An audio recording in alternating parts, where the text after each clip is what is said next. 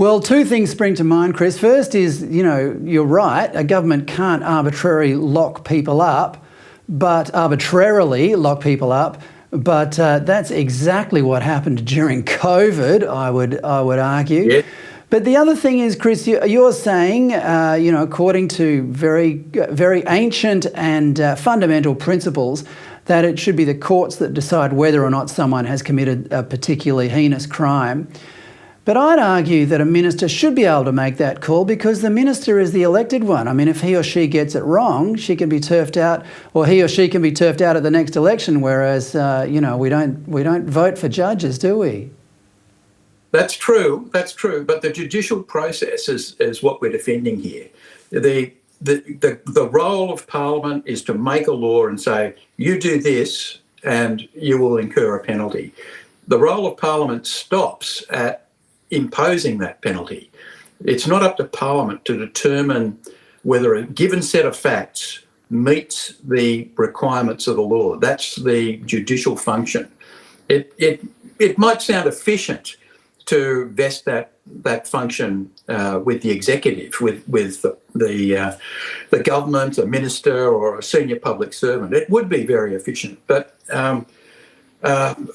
liberal democracy is not the most efficient form of government. It's the one that we've got, and I would argue that a little bit of inefficiency is a good thing. It's still the best system that we know anyway. I mean, well said, Chris, and the separation of powers should remain as separate as can be. Now let's talk about Shane Drumgold, who resigned as Director of Public Prosecutions in the ACT on the weekend. This story just it's the gift that keeps on giving, if I can be so cynical.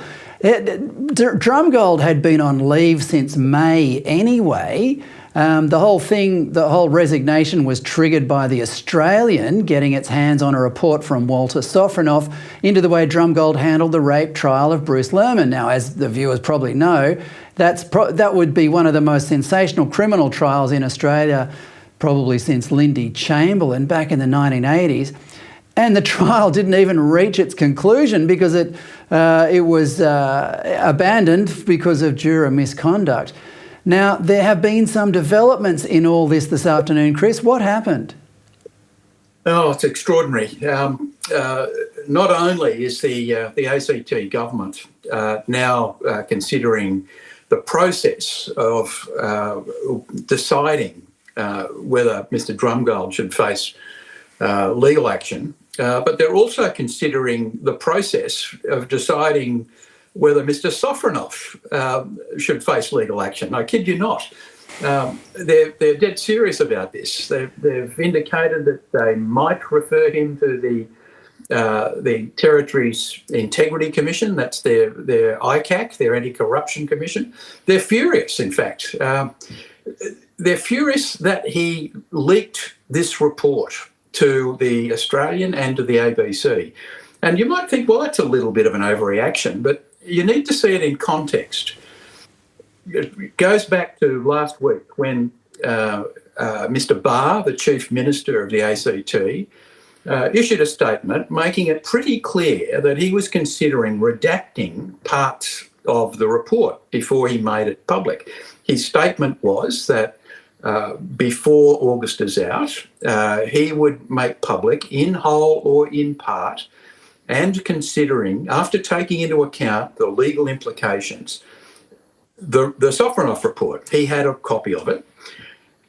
Now, what's happened? After that statement, Mr. Sofronoff leaked or made available on an embargoed basis the report to the Australian and to the ABC.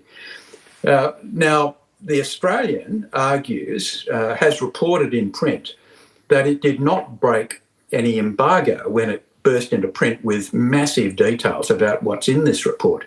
Now, there's no further explanation coming from that newspaper, but the implication, and that's all it can be, is that the Australian managed to obtain a copy of the report, the Sofronoff report, from other sources, not from, or as well as from Mr. Sofronoff. So if it had it from two different sources and one of them was not covered by an embargo, and that's what seems to be the case, they were quite free to go ahead and report it. Now, the implication of that is that it meant that the ACT government had lost any possibility of redacting the most sensitive parts of that report. These are the parts that had legal implications.